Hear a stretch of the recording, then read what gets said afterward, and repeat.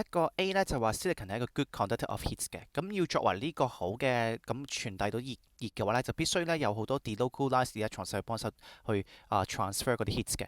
例如話 metal 咧，其實由於你知道入面咧有好多 delocalized electrons 嘅，咁佢咧其實可以咧，如果你一 heat up 咗嗰個delocalized electrons 佢就可以周圍咁流動啦，咁咧就可以將啲 heat 咧 transfer 去 the other end 噶啦，咁所以成塊 metal 咧就好快咁 heat up 咗。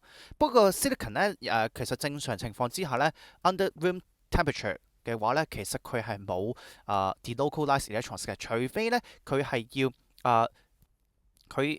要燒佢啦，去到 elevated temperature 咧，佢先會甩少少嘅 delocalized electrons 出嚟嘅。咁所以咧就問題就係話咧，你話佢係咪一個好好嘅 conductor of heat 咧，就未必係啦，因為入面咧其實就冇delocalized electrons 嘅。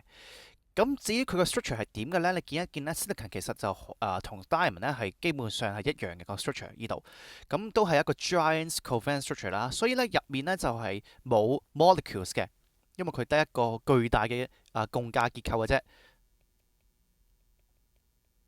係一整體嚟嘅。咁所以咧就唔啱啦，冇 molecules 嘅。咁至於 SiO2 咧，佢係唔係一個 hard materials 咧？其實佢嘅樣咧，其實佢個 structure 咧都係 giant covalent structure 啦，就係 oxygen 同埋 silicon atom 咧就會用呢個嘅 covalent bond 咧去 bond together 嘅。咁所以咧，其實佢哋咧有你如果要去break 佢嘅話咧，即係拆散佢嘅話咧，你就需要打散呢啲嘅 strong covalent bond 啦，而其實係要 require a large amount of energy。咁所以咧，佢咧都係相對上咧真係硬身啲嘅。好難去整爛佢啦。咁至於 SiO2 咧係咪溶落水呢？我哋當然知道 SiO2 係一個 acidic oxide 啦。